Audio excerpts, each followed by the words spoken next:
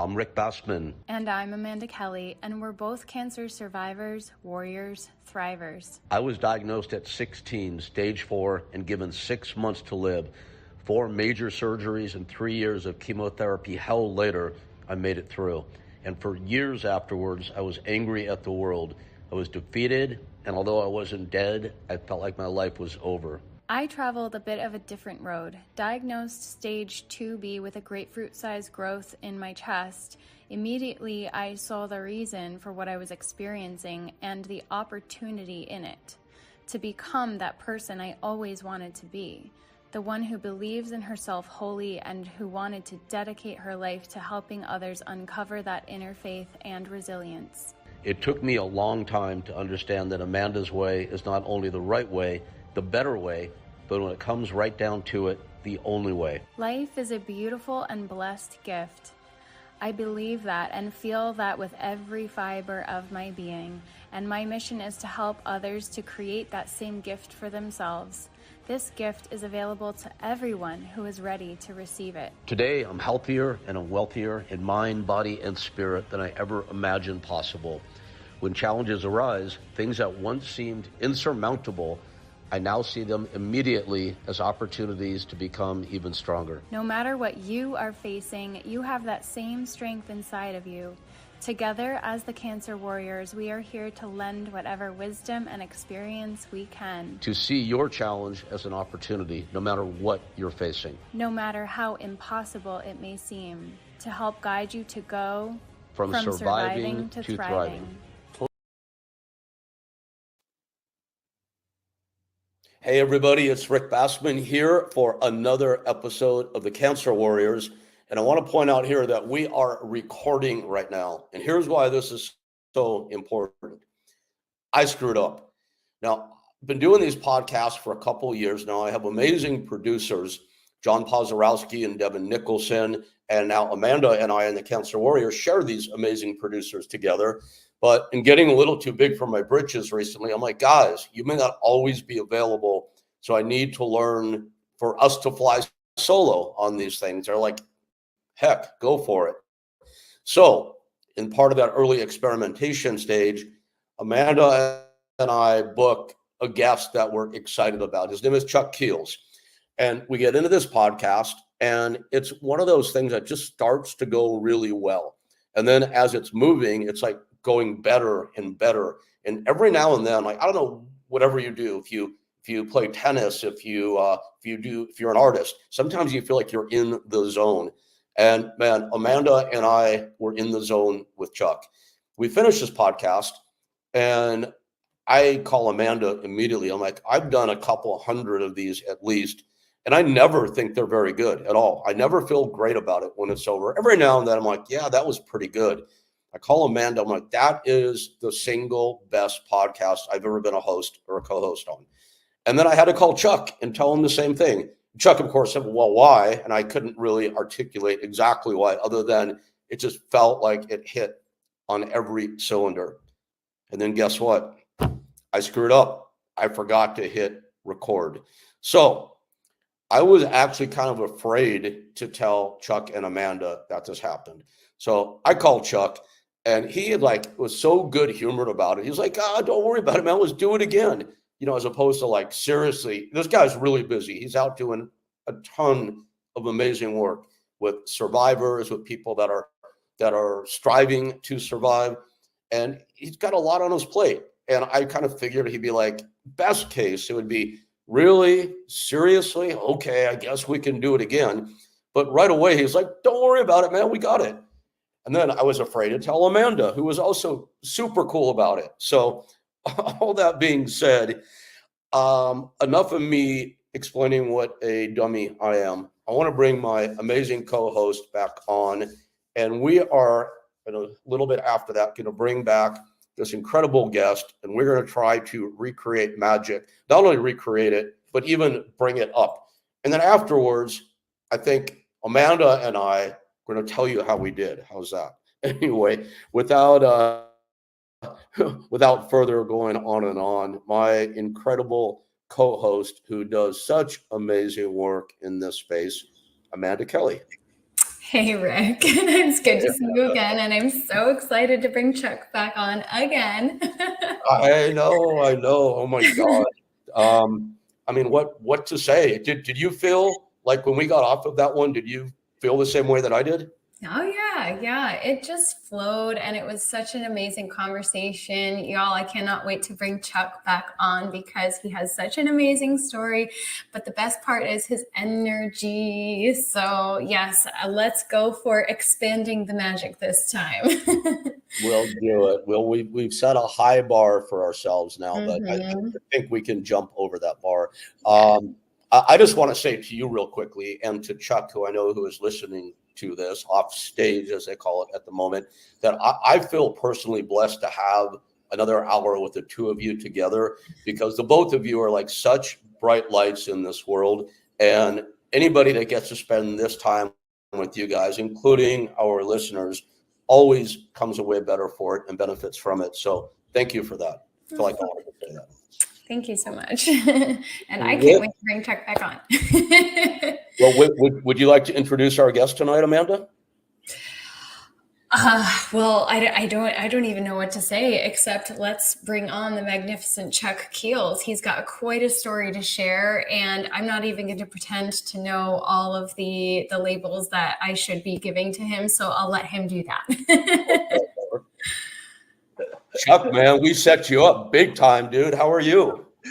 You know what? Here's the honor is I get another hour with you guys because I really thought that the last podcast, the last chat that we had was I mean, when you start one of these, you know, a lot of times it matures into something that you really wasn't expecting. And I think, I mean, I feel like that's what happened, and it was pretty magical. But I mean, I think the interesting thing about this is, you know, you people out there that are watching, you're watching three miracle stories. You're watching three people that have overcome some huge odds. And I'm a stage 4 cancer survivor and now help other people through their cancer journey.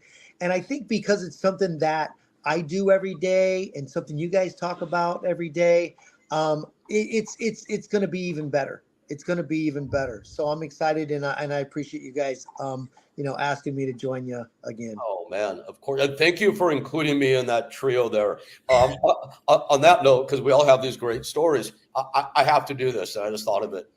I want to admit to everybody what we were doing before we went live. Amanda and Chuck and I were all. Should we just show them, or should we just tell them what were we doing? I'm embarrassed. I'm 58 years old. I've been through stage 4 cancer. I watched my body melt off of me, and I'm back in the gym. I'm riding a bike. I'm probably getting in about 100 miles a week on a bicycle. I'm kind of proud of myself. So, you know, I get in the gym a little bit, and, you know, I gotta, you know, make sure that, you know, I have that same presence in the gym that I did as a young man before cancer.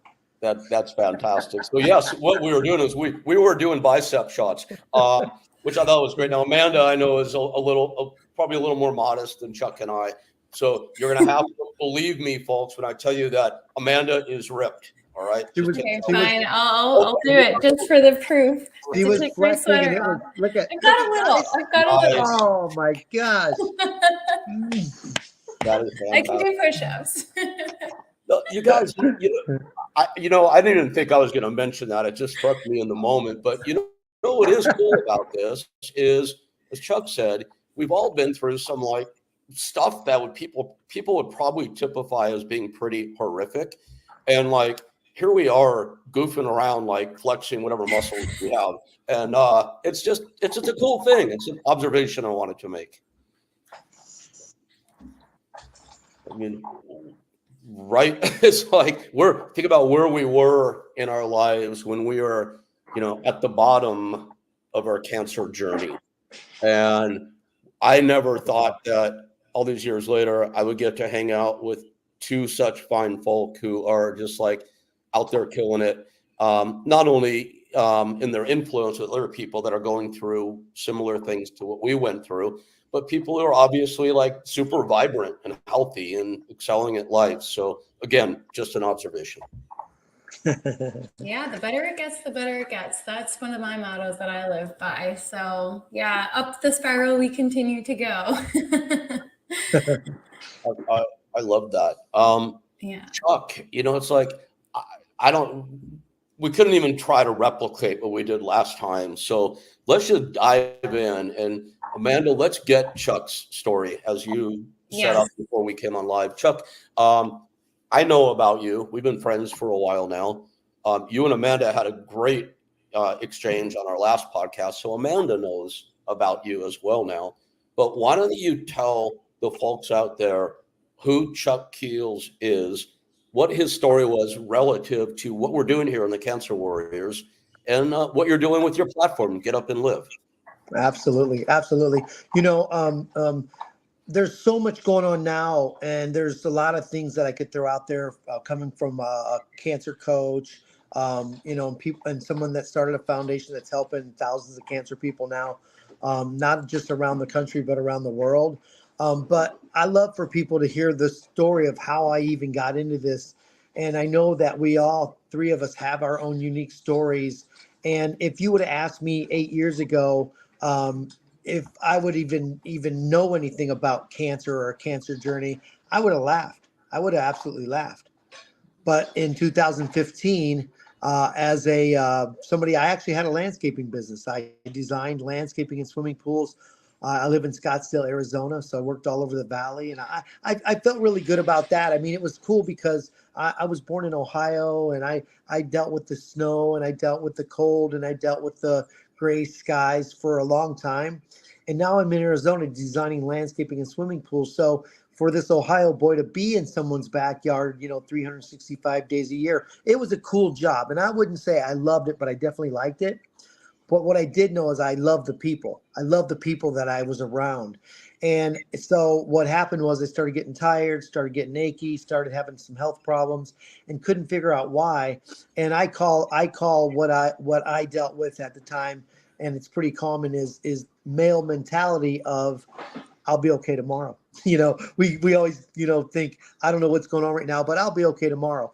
And maybe in that comment, it's a reminder for anybody watching this to get your butt to the doctor, to go get your checkups, to stay on top of things, because when you catch things at early stages, it's a little easier to deal with.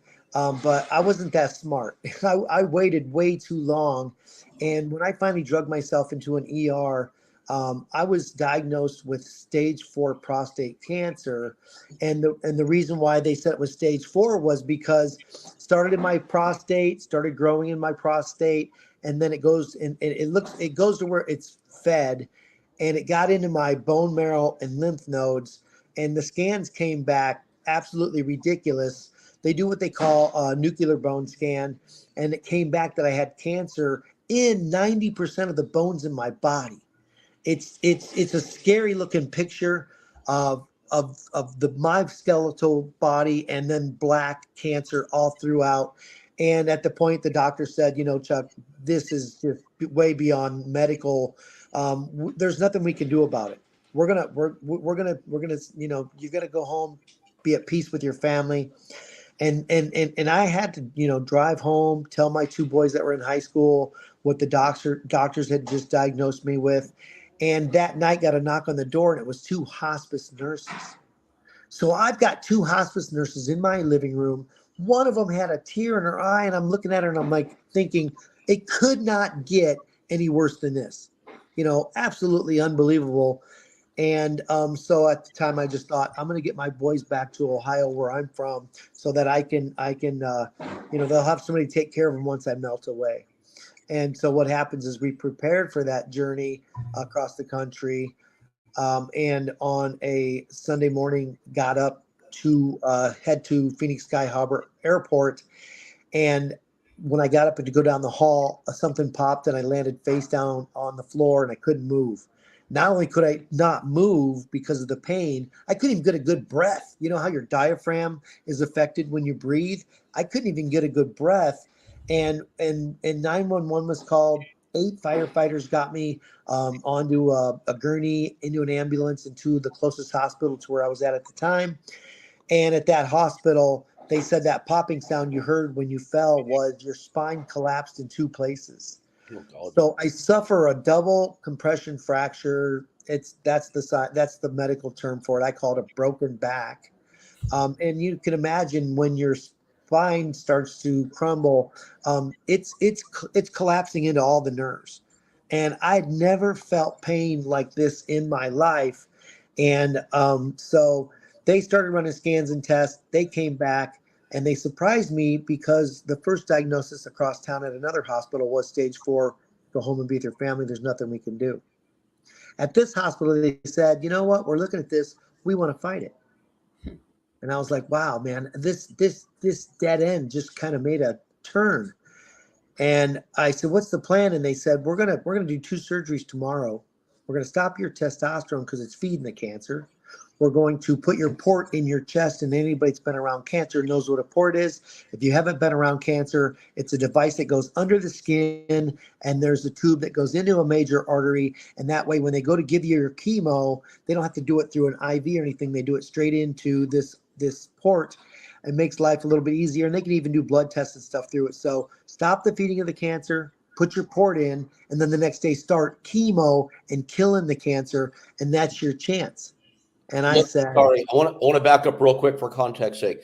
From the time you first heard you have cancer up until this moment, how much time had gone by? it's about 3 weeks later. Wow, that's pretty Yeah. overwhelming amount of stuff in such a short period of time. Holy And cow. what I didn't say, Rick, was that plan to go to Ohio was you don't pack up your stuff if you've got 3 months to live.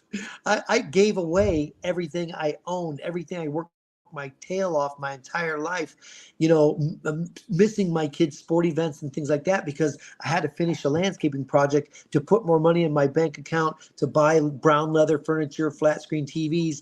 And when I was diagnosed and they said you were stage 4, all of that material stuff absolutely meant nothing to me.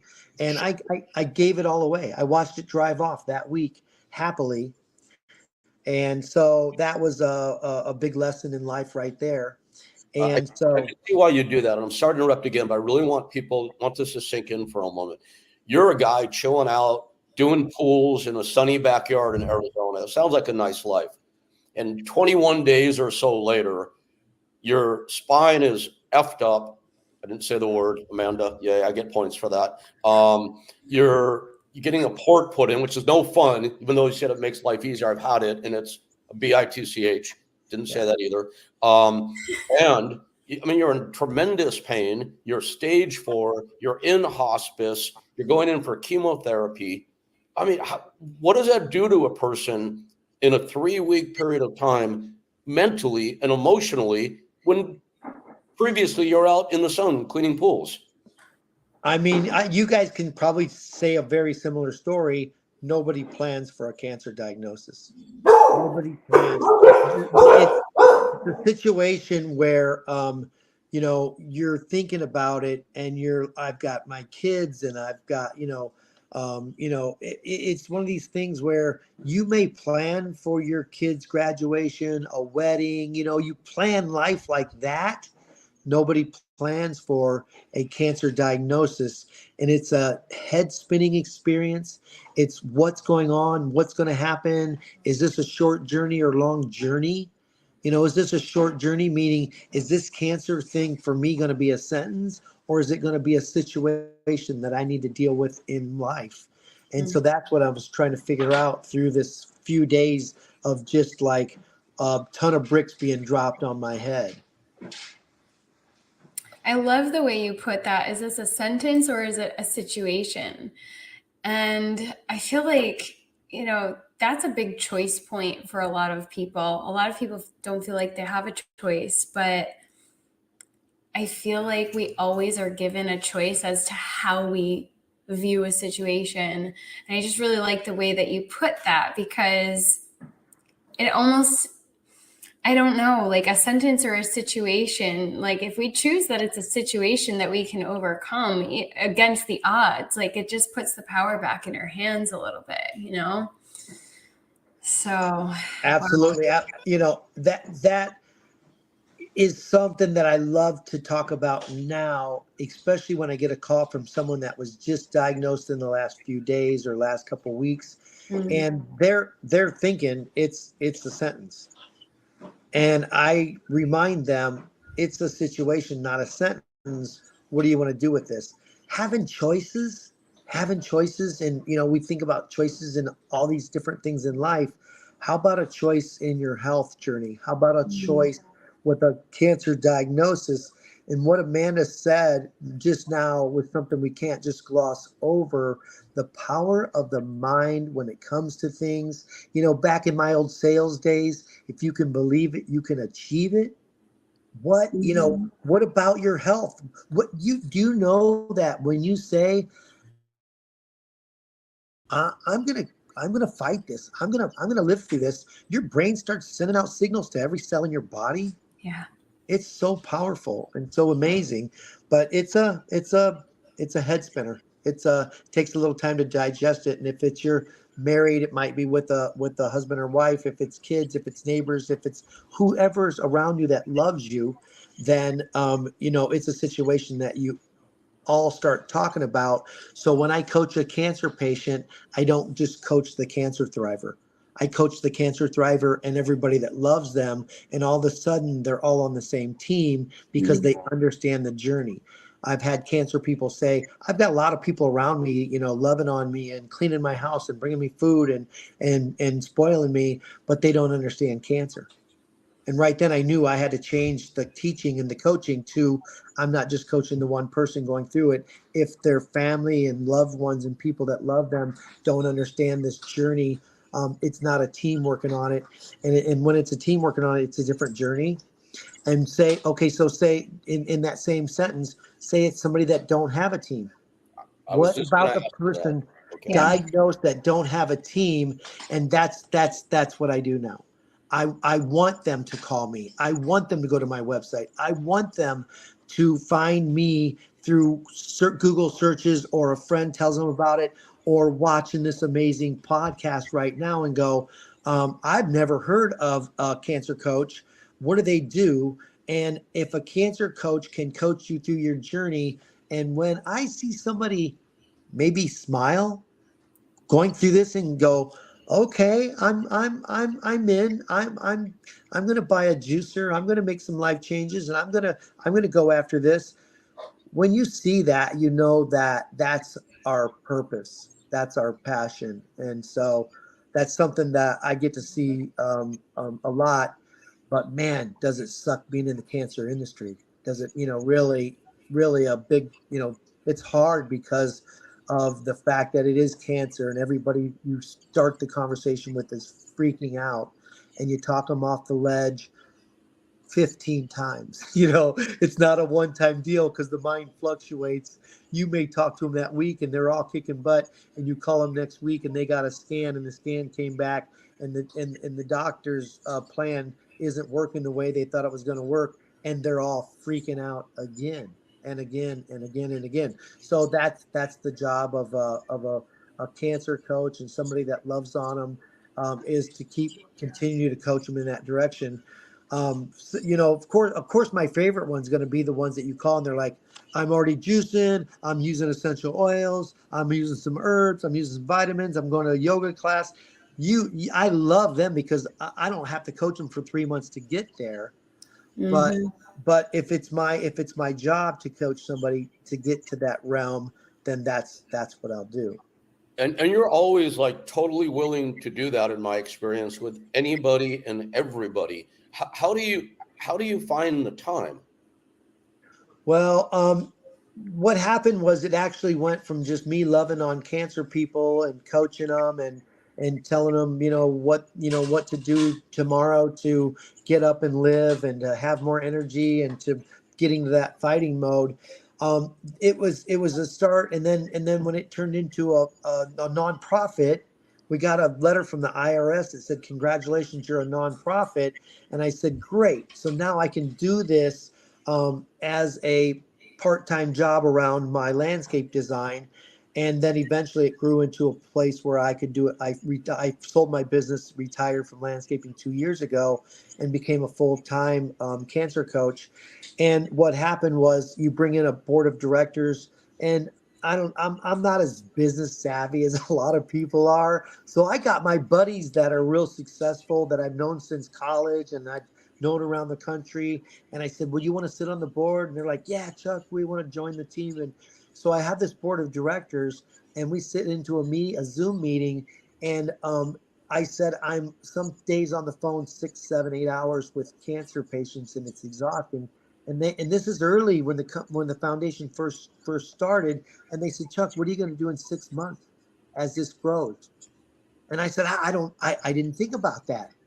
If you ask me about how to grow a landscaping business, I can tell you all about that. But I knew nothing about this. And so the brainstorming began, and we developed a website.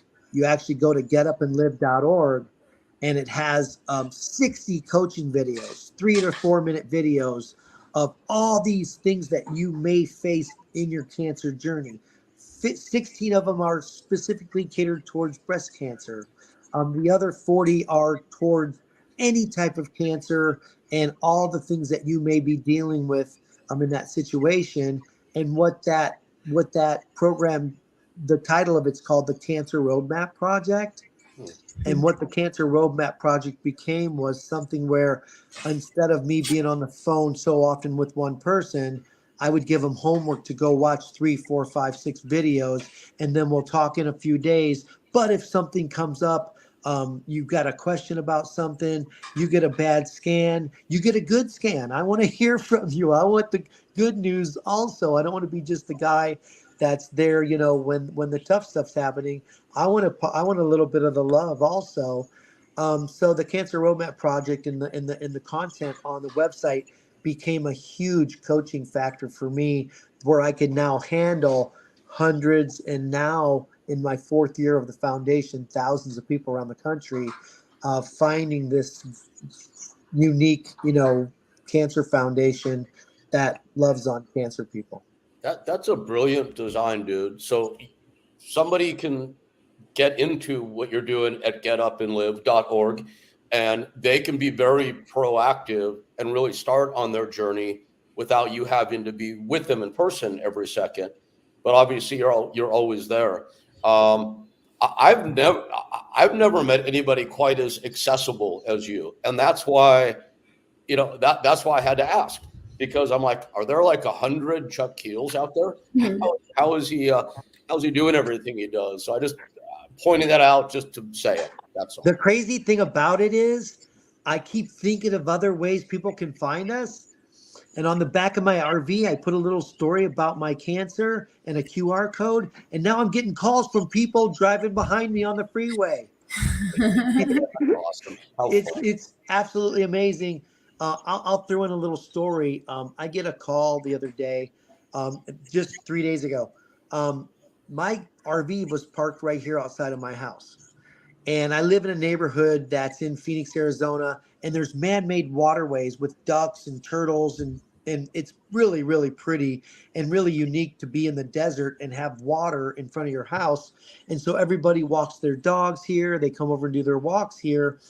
And what happened was there was a family, mom and dad, and their 14-year-old son, and the 14-year-old son was diagnosed with cancer. And so they started researching, and they found some kind of a medical clinic in Scottsdale, Arizona. So they come here, and before they came, they dished out a boatload of money to this cancer center. And when they got here, the cancer center wasn't the place for them. It wasn't the place for them. It wasn't a good fit, and they didn't know that. And to imagine someone would take someone's money when someone in their family is going through cancer blows my mind. But they took their money. They were here. They were looking for seconds and third opinions, and all this. And they were staying in an Airbnb, and they decided to go for a walk. And the mom and dad looked over, and their 14-year-old son was completely in tears. And they said, hey, Nehemiah, what's going on? What's wrong? And he's pointing at the back of my RV. They're walking in my neighborhood. They see the RV. They find us and they go, boy, we thought God sent us to Phoenix, Arizona, Scottsdale, Arizona for this specific medical place. But no, we came here and now we found you. So it's unbelievable and just such a unbelievable warming experience. Now that we are growing to be available, like you said, to answer the phone calls, to whatever it takes. I needed a little getaway yesterday. I shot over to Lake Havasu. It's the Colorado River between California and Arizona. And I got over there and I took my laptop, I took my phone, I was still working. And then I said, I'm going to sneak out and do a little kayak just out to the middle of the lake and back. Just my exercise, the sun, the air. And on the kayak, I answered the phone 3 times. And I told people, they're like, where are you? And I'm like, you're not going to believe this. I'm in the middle of the lake and I'm on a kayak. And they're like, what are you doing answering the phone? But you love it, man. Clearly, you wouldn't have Yeah, it any other way. And yeah. 'cause I know I heard you mention a couple of times. Well, it's pretty hard, and what you do is hard. What Amanda does is hard. I'm not as hands on as the two of you, but I do quite a few myself, and it's hard. But at the end of the day, and Chuck, you're like the epitome of this. I find it to be very fulfilling because we've been through it. And it's nice to be able to give some of our experience and hope to another, isn't it? Yeah, when you find a passion and purpose like this, and like I said, it sucks. It's hard. It's cancer. It's a constant, cheering people up and okay, the follow-ups and the things like that. But man, I don't think I've ever slept so good at night as what I do now. Well, you're giving people hope. And I think anyone that logs on to the Cancer Warriors, Amanda, is probably not doing it because they're seeking entertainment per se. Yeah. That'd be pretty weird, right? I would think they're logging on because they're looking for hope for themselves, for a loved Mhm. one, that sort of thing. And I want to back up a minute to something you were both talking about. You were both talking about choice.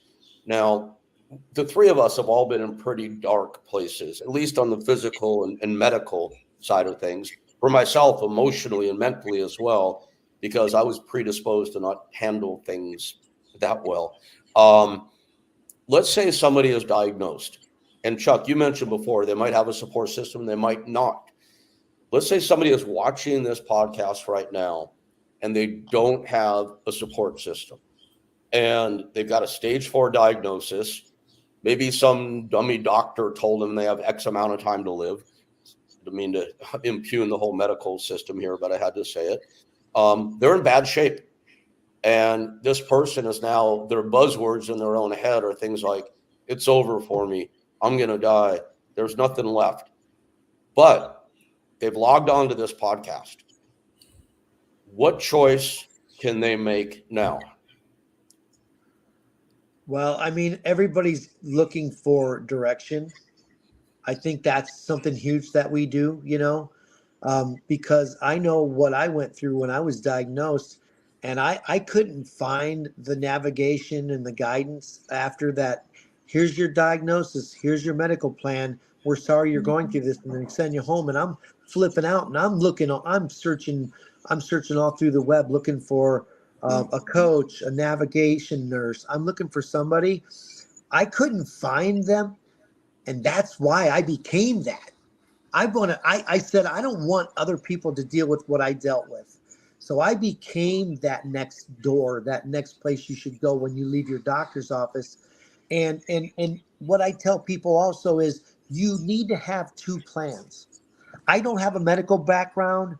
I can say get a second opinion. I can say get on good support sites and learn more about your diagnosis and ask your doctor very tough questions. And that's as much as I do over on the medical side. Okay, so the your medical plan and the other plan is your personal fight plan. Now we're rolling. Let's talk about your personal fight plan because that's what I specialize in. That's what I do, and that's what I did for myself. Hey, this is kind of funny. It's not funny, but I mean, I was going to the gym even though my body had melted off me, and I went from going in and putting the pin under the entire stack to going in and putting the pin under one plate and making myself go. And some days I was like, this is silly. You've lost so much strength, and you don't know what's going to happen in the future. But I made myself go, and I was like, hey, you're here. You're here. I did the same thing in the pool, stretching and swimming laps, going to the park and walking a mile. I pushed myself through all these things at the time. And I did it really for me to try to get my strength back, not knowing that I was going to be coaching people these things now from a point of experience, from a point of strength. I've been there, I've done this, and this is what we're going to do together. And so when the person is diagnosed and their head's spinning, and someone who goes, you ever heard of, they always say get up and live, even though it's Living Hope Cancer Foundation. That's what it is on the paperwork. But everybody loves the words get up and live. I love it so much, I got it tattooed on my body. I patented the words. I own Get Up and Live. It's just something I just thought in the future I may want to do that. But they go to the website and they see the material there, and they're still a little confused. And right at the bottom is my email, and they drop me an email. And the first email I get from them, I drop back my phone number. I want to talk. I want a one-on-one conference with you. That way they're all of a sudden like, wow, my doctor didn't tell me any of these things. Well, your doctor never went through cancer. So that's why we take our experiences and put them out there to help other people. And it came from the choices that we made then and the choices that we're making now. And can you go through a mess and some really hard stuff, find the blessings, find the beauty in it, and then say, you know what, I solved this problem. How many people are going through this? How many people can I turn around and teach the same thing to and help them out while they're going through their journey? That's beautiful. Amanda, same question to you. You've got someone that's logged on here now, and they think in their mind that it's all over. Yet there must be some glimmer of hope because they're logged on. And you've got their attention now. What do you say to this person? Well, if you're still here, there is hope, number one. And hope is powerful because it opens up possibility. It opens up an opportunity that you might not have realized was there in the first place.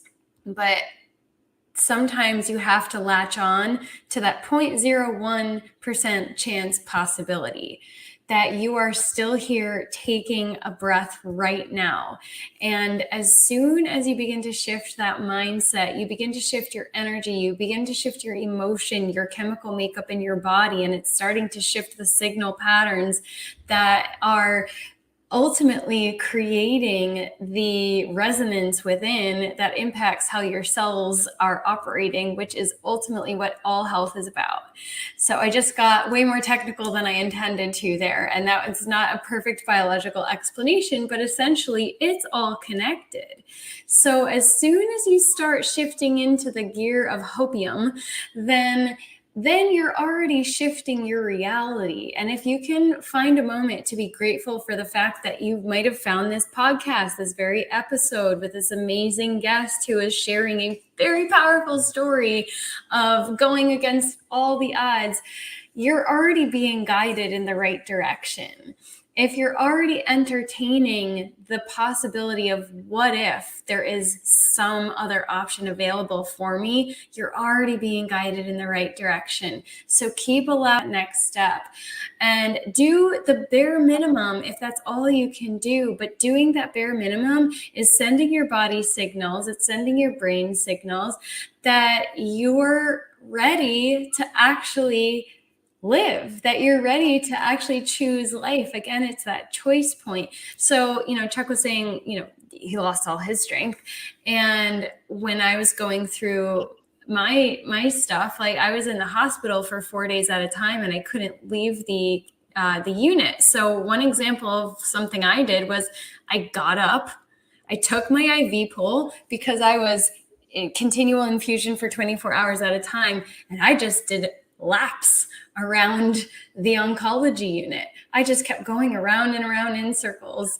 And sometimes it was faster, sometimes it was slower. Sometimes I would put my legs up on the windowsill at the end of the hall and stretch my legs. And I would stand up when I was inside my room and type away on my blog.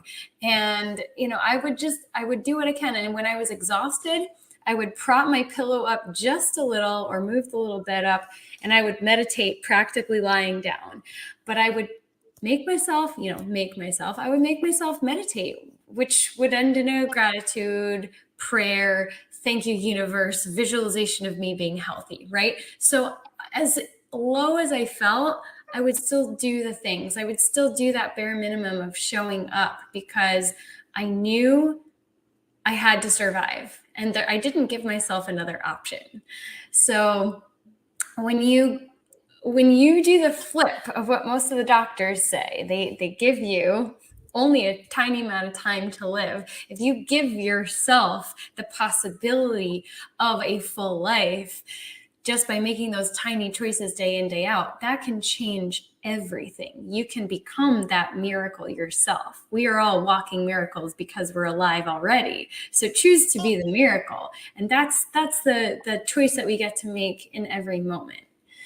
Does that make sense? That makes sense. That was like so incredibly well said. And there was so much good advice in what you just said. So yes, 100% makes sense. Good. I think it's important for people watching this to remember this. You're looking at three people right now, Amanda, Chuck, and myself, who are all pretty darn good moods right now and pretty good places in our life. And you may not be at that place. Remember right now, looking at the screen, you're looking at three people who are at death's door. Now, I can't speak in Chuck's or Amanda's voice. I can tell you I was very fatalistic about it. It took a lot of work for me to come out the other side. My advice, and Amanda, I can't really say anything you didn't because it was so well done. And Chuck, you as well. What I got from you, Amanda, is like you're telling them do something, whatever that might be. And if you feel like you're out of hope, here's what I do with myself. If I find my thoughts go in the wrong direction, I have a thing I do internally. I tell myself, stop. And I see that word stop with an exclamation point. Stop. Let's turn this. And what can you do? I mean, like, what if they can't do a lap yet? They will. They'll get to that point. It's like, don't log on and watch the news. Don't go look at murder and mayhem on television, right? There's a website called the Good News Network. Go to that instead. Search something positive, inspiration. Watch a comedy, the laughter. It boosts the good chemicals. Yeah. Make a choice to do something positive. Yes. And you'll be amazed once you make that first choice, how quickly you can start to compound and build on that. And a challenge I would give to everybody out there that's watching, it's like, I love talking with people now that are going through it. I mean, that sounds kind of weird to say. I know that, but it's amazing to be able to help somebody out and to inspire. So anybody, I mean, Amanda, I can't imagine you would have thought when you were lying in the hospital going through the worst of it, Chuck, when you were given your death sentence, that you guys thought you'd be doing this one day. So anybody that's out there going through it, this can be a challenge to attain the biggest victory in your life. You haven't even imagined what this can mean for you when you come through it. I think that's important to think that way. Yeah, I you know what I love about doing this with you guys is every time we talk, I learn more and more about you guys. And Amanda, I'm not kidding you. I just got the willies when I heard what you were saying about your personal journey because I was the same guy. I had an IV pull with all my fluids and stuff, dragging it around the hospital floor. There was a scale at the end of the hospital floor. I got on it. I was down 38 pounds. And I was like, oh my gosh. And then the IV got taken out and I actually opened the fire escape door and went down the flight of steps and back up. And then they moved me from the hospital I was at where the surgery happened over to the Mayo Clinic. And at the Mayo Clinic, I was in an area where they had all the medical help and everything, but you also had a laundry room and some things of your own. So it kind of felt more like a home. And I'm not kidding you. I said, I'm going to walk down the hall and put some laundry in. I dropped a sock and my legs were so weak, I couldn't hardly get it. I remember the focus and how hard it was to get down and pick up a stupid sock and stand back up because I was so weak. So when you just told that story about dragging the IV pole, I was like, man, I was right there. I was right there. Yeah. And there you go, folks. Anybody listening in, sometimes all you have to do is just as much as you can do. You know, I keep thinking about this talk that I saw. I don't know if anybody's familiar with Greg Braden, but he's done a lot of research into heart coherence. And there was this episode where they were going around to the people who in the world who had lived the longest. They were the oldest people in the world. And they were asking them their secrets, like what is their diet? What is this? And really what they found is the people who had the most love in their life, and love can look like a lot of different things, but they felt part of a community. So that is important. Finding somebody who can guide you at the very least, like Chuck, is very important. But I do want to just add this one little thing in. This woman who was very, very old, he asked her, like, what exercise he's like, do you exercise? And she goes, oh yes, every day. And he goes, what do you do? And she did this. She's like, I do that like 10 times. And that was her exercise. That's great. Sometimes that's all you can do. That's exactly. Great. Yeah. And so my point is, sometimes we like, it's that tiny thing. Can you at least do this as you're lying in your hospital bed or you're sitting down? Yes. Can you sit up and focus on your breath and calming your system for 60 seconds? Start there, you know, just like the little thing. And then as I forget who said it, but you compound it. Yes, exactly. I love that, Amanda, because it's great you guys did what you did, but not everybody can even do the lap of the floor in the early stages. So you guys are making such good points. You're telling everybody that they can do something to move to the next step, which then will move them to the next step, and so on and so forth. I'll even start people out going into their living room, turning on their smart TV, go on YouTube and type in a controlled breathing class, or a stretching class for beginners, or a sound healing class. Nice. So if they start there, and you're not going to tell somebody that just had surgery from their cancer that they're going to, go to a yoga class. But they may get to the yoga class in 3 more months. Nice. Yep. You build up to because they're doing suggesting. Something that I wanted to bring up that I think is important also for people watching the podcast, guys. And that's something that I call the new normal. And that new normal really starts like right at the time of the diagnosis, because things aren't going to be like they used to be. And then if you went through things like we did, when your body breaks down, falls apart, loses weight, surgeries, whatever it may be, then there's a big time new normal. And what I teach people about that new normal right away is it's okay. It's okay to find your new normal. You may not, go to the gym and lift the entire stack like you used to, but you're at the gym and to find that appreciation for being there. Yep. You might get back to where you're, lifting more than you did going through your cancer journey. Or the new normal a lot of times is, I went through this cancer journey and this scare, and it became a big teaching point in my life of, hey, I just got freaked out by a cancer diagnosis, and I'm starting to think, have I accomplished the things that I want to accomplish in life? Am I doing the things that I really want to do? And a cancer diagnosis is something that'll wake that up. And so in that thought is, when I'm talking to people and they're going through their journey, they'll say, I don't know if I want to go back to that job that I just really didn't like and was not happy with my boss or whatever it may be. And the new normal starts right now. It's like so amazingly said, and it's so smart. It's like, somebody watching this that's newly diagnosed may want to punch me in the face for the following, but I would say that whatever you've just learned, things happen for a reason.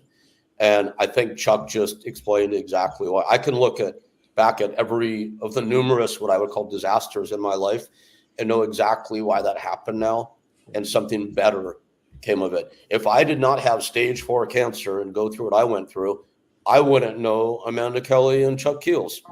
Wouldn't be doing this podcast. So I mean, Yeah. there's a reason for it, and there's a better we day. grow in the toughest things in life. You don't, Mhm. if you got a cushy life, you're probably not going through a lot of personal growth. But boy, when you hit the valleys in life, and when you hit the skids and the tough places in life, that's when the growth happens. And so, I when I see a challenge coming my way, I take it head on. I'm going through one right now, because a beautiful young lady that I met with stage 4 breast And cancer. Chuck, I want to do this, and if you don't mind, I'm so sorry. This is important. I want to stage this up for you, and this is important. If people are watching you right now, I think people would describe you with adjectives like upbeat, positive, successful in what you're doing with your foundation, um, happy-go-lucky, even. And that's how I know you. I mean, I've never had a conversation with you when you didn't embody all of those descriptives right there. And not long, first of all, I mean, you went through a major life changer a few months ago, and that's where you were going. And I feel sorry for the interruption, but I really want to stage this up and get people to understand that this guy in front of you right now, Chuck Keels, this positive, upbeat, happy-go-lucky, successful guy, came recently through some of the biggest shit anybody could ever possibly go through. And we're talking past your stage 4 diagnosis and all the horrific stuff that you dealt with connected to that. Get up and live. You came through what you came through, and you started this organization that's becoming this like amazingly great, influential organization. But you didn't build it by yourself. You had a partner, didn't you? Yeah, I actually was introduced to a beautiful young lady. My cousin introduced us, and she had stage 4 breast cancer at that time. And so she came into my life, in the coffee conversations about, cancer, life, being single parents, even our faith.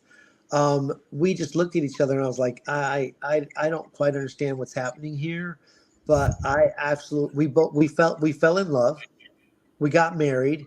We honeymooned in Oceanside, California in the sun, and her little nose got tanned up, and I was just like, wow, just beautiful. And then the other part of the honeymoon was in um, Flagstaff, Arizona. So we went from 85 degrees on the beach in California to 30 degrees and a foot of snow on the front porch of the Airbnb. So it was so fun to go from one to the other together. And then when we got home, she seen all the calls that were coming in. And at that time, like I said, I'm just taking calls because they're like, "What did you do for this? What did you do for that?" And she said, "I think we need to start a foundation." So we got married. We started Living Hope Cancer Foundation. We authored 3 books together. You guys want to hear something really funny? I don't even like to read, and I'm a published author now. It's like, what just happened in my life? It's such a head spinning experience. But we authored 3 books. We started speaking on stage all over the country. And as the foundation was just exploding around us, and doing some amazing things, also Hannah was dealing with her cancer journey of surgeries, of broken bones, of a treatment that's not working, and switching treatments. I actually sat her down in the kitchen, and with clumps of hair falling out, shaved her head 2 different times. And so we went through this unbelievable journey of unconditional love, a beautiful relationship. Some say it was a divine relationship. This thing was completely orchestrated by God. And last November, I lost Hannah. And the reason why I was kayaking yesterday was because it was her birthday. And it's one of those things that, it's one of those things where, just like we're talking about, what choices are you going to make? If I went and if I went and I stayed in bed and pulled the covers over my head, I have hundreds of people around me saying, "You do that, dude. You deserve that." I would hide in that bed for 4 months. I have that choice to make, but my choice is to keep inspiring people, keep loving on people. And I'll tell you guys the truth. There's two things in life that I never ever wanted to do. I've never wanted to go through a cancer journey and then coach cancer people, and it turned into my passion and my purpose. And I would never ever imagine that I would be coaching people that have lost a loved one, and now I'm doing that also now too. And it's just it's a it's a challenge every day to get my feet out of that bed and to get moving. But if I coach people to get up and live, I want to be that person that's leading the way. They're like, this dude is doing this through this crazy stuff in his life, and he's getting up and living, and he's finding a way to smile, laugh, love, cry, hug people, whatever it may be. And I'm hoping that the other people around me watching this can do the same thing. Yeah. It's like the way you explain it, you're telling a story, and it's a hell of a story. And I remember, I mean, I know how close you and Hannah were. I saw that relationship. And I think when you say divine relationship, that's a pretty damn good description. And then I see her going through what she's going through, because as part of your work with your foundation, you didn't hide it. You made it public. And, I ascribed adjectives to you a few minutes ago. If I had to ascribe one adjective to Hannah during this journey, her journey, it would be inspirational. And I remember watching this, and if you have to compare whose cancer is worse, who has the worst symptoms, she was a 10 out of 10, man. The stuff that she was going through. And I saw the way that you and she were handling that. And it was like the diametric opposite of the poor me syndrome.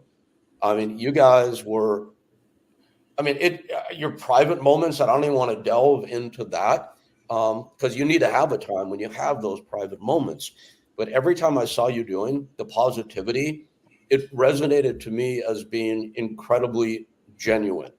And I don't have a question here. I just wanted to say that hats off to you and to Hannah, God love her, for the journey you went through together, how she handled it, how you and she handled it together, and God love you for where you are now, so soon after, and doing what you're doing with the spirit that you're doing it in. So I just wanted to give you props for that. I appreciate it. It's not easy. I've got pretty good at when I'm in public and doing stuff with you guys or speaking on stage. I got pretty good at talking about it, and then get in my car and drive home and cry all the way home. So I'm the biggest baby in the world, and it's a tough one. And another reason why it's a tough one was because Hannah was a rock star. She walked in a room and lit up the whole room. People were attracted to her because of her energy. I'm standing on stage next to her. We're doing speaking events, and I remember 3 times I took 2 steps back, and I'm standing there watching, and I'm like, "That's my wife.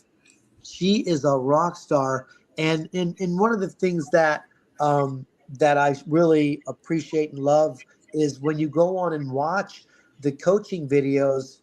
That's Hannah. She's still inspiring people. She's not sitting here next to me, but spiritually, she's all around me. But man, she's still inspiring people in such a way. And I get the comments that I watched your wife's breast cancer videos, and it's helping me get through this journey. And so her purpose in life. And if I could live like Hannah, and Hannah, when she was going through the cancer, couldn't take strong pain meds because she would get nauseated. She went through surgeries and broken bones on Tylenol. She was the toughest, not just toughest woman, toughest person I've ever seen in my life. And in the last few days of her life, had a smile on her face. And I said, man, if I could live like Hannah and die like Hannah, I would be a happy guy.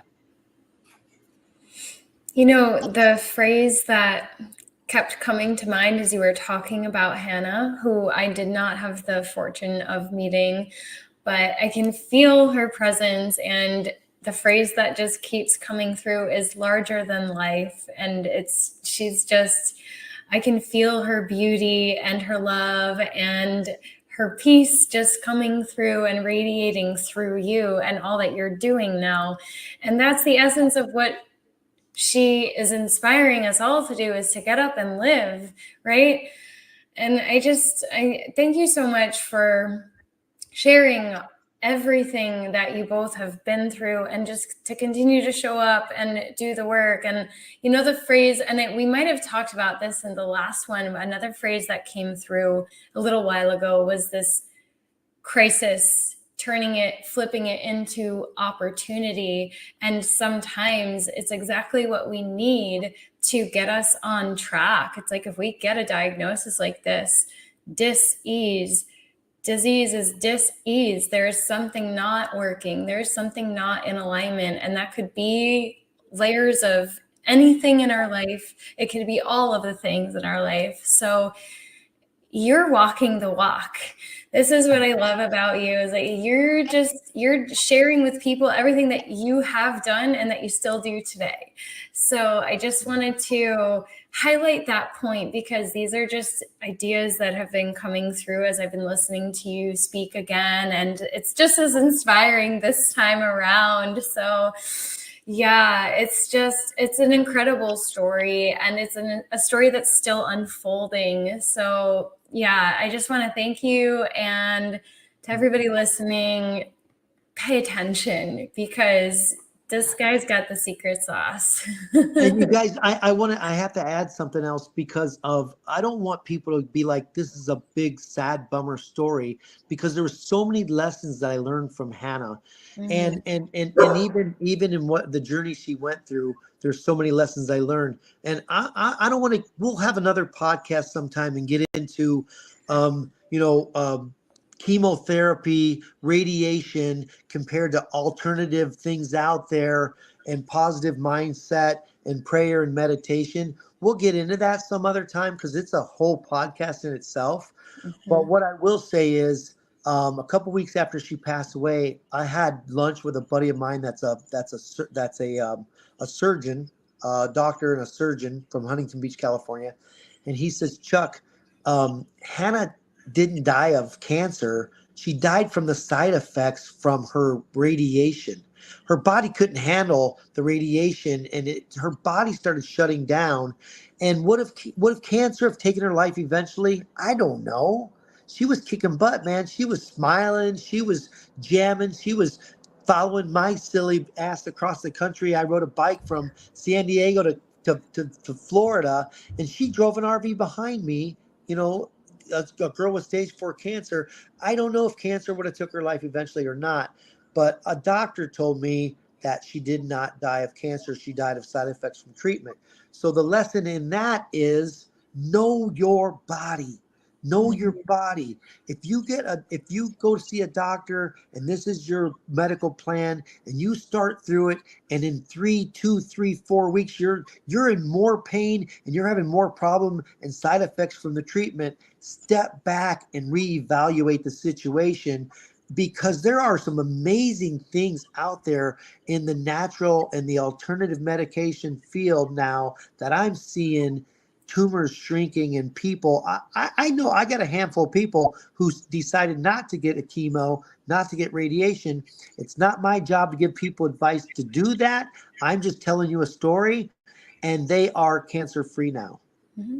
Yeah, Chuck, you're absolutely right. And as you said, it's a podcast for another day for sure, or several, because folks, as you continue to hopefully log on to the Cancer Warriors, you'll see that my co-host Amanda Kelly is quite expert in this regard. So absolutely, Chuck. I was talking to a mutual friend actually, who I introduced you to not long ago, and I said to him, when I had my deal, I had 4 major surgeries and 3 years of very intensive inpatient chemo. And I said I would take a major surgery where I'm cut from waist to neck any day over a round of chemotherapy. So yeah, man, but that it's a subject for a different day.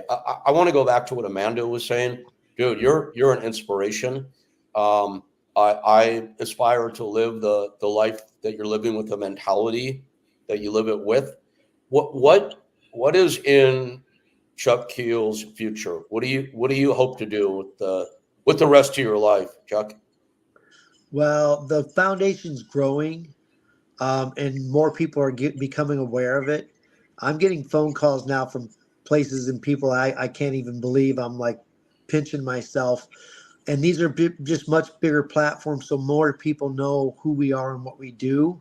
So, really my focus, and this has been part of the last week of Hannah's birthday, was, man, this is exhausting, and maybe you should just keep it small and keep it easy to do, and it's not so hard to manage it. And in my own meditation and prayer time, I got a message, a download that said, Hannah helped you start this foundation. She was the co-founder of Living Hope Cancer Foundation. Build it to honor her. Yeah. So onwards and upwards, and we can all expect to see and hear a lot more about you, I hope. Absolutely, absolutely. I really feel like it's a baby. It's only 4 years old. I think I would love someday for Living Hope Cancer Foundation to be a household word, so people know what to do after the diagnosis. And I hope also that I'm in with some doctors and with some beautiful people that are teachers, leaders, coaches. I would love that this realm that we're in here, like people like us, are a huge solution to this whole cancer fight, because it's kind of outrunning the medical industry, and I think we need to find some other answers. I 100% agree. I cannot wait for that next conversation. Well, we'll have it soon for sure, man. This hour plus flew by. Thank you so much for your good humor and being cool about doing this again. I really appreciate that. And actually, I lied. It did record perfectly. I just wanted more time with the two of you. Just bring the dogs over and come over on the weekend. You can hang out anytime. Yes, and likewise, you always have a place here, and I think you know that as well. If you find yourself in Cali, Absolutely. Chuck, so great to see you, man, as always, and thank you and bless you, man. Absolutely. Like